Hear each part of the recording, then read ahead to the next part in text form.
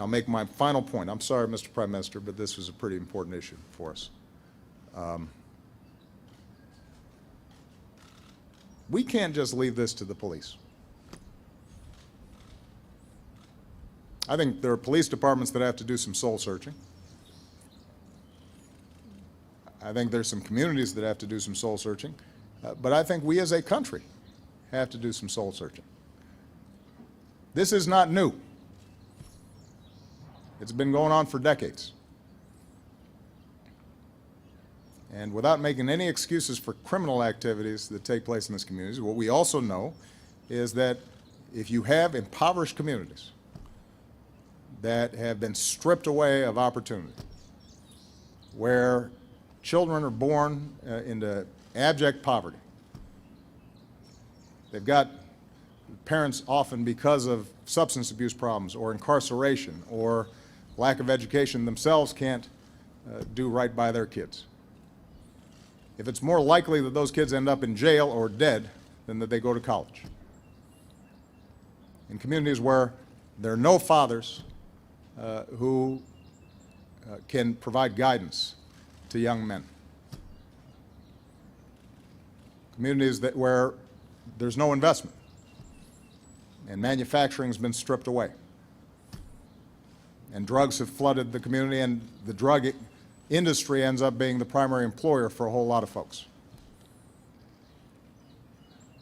In those environments, if we think that we're just going to send the police to do the dirty work of containing the problems that arise there without, as a nation and as a society, saying what can we do to change those communities, to help lift up those communities and give those kids opportunity, then we're not going to solve this problem. And we'll go through the same cycles of periodic conflicts between the police and communities and the occasional riots in the streets. And everybody will feign concern until it goes away, and then we go about our business as usual. If we are serious about solving this problem, then we're going to not only have to help the police, we're going to have to think about what can we do, the rest of us, to make sure that we're providing early education to these kids, to make sure that we're reforming our criminal justice system so it's not just a pipeline from schools to prisons, so that we're not rendering men in these communities unemployable because of a felony record for a nonviolent drug offense, that we're making investments so that they can get the training they need to find jobs.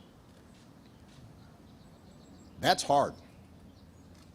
That requires more than just the occasional news report or task force. And there's a bunch of my agenda that would make a difference right now in that. Now, I'm under no illusion that out of this Congress we're going to get massive investments in urban communities. And so we'll try to find areas where we can make a difference around school reform and around job training and around some investments in infrastructure in these communities and trying to attract new businesses in. But if we really want to solve the problem, if our society really wanted to solve the problem, we could. It's just it would require everybody saying this is important, this is significant. And that we don't just pay attention to these communities when a CVS burns. And we don't just pay attention when a young man gets shot or has his spine snapped. But we're paying attention all the time because we consider those kids our kids and we think they're important and they shouldn't be living in poverty and violence.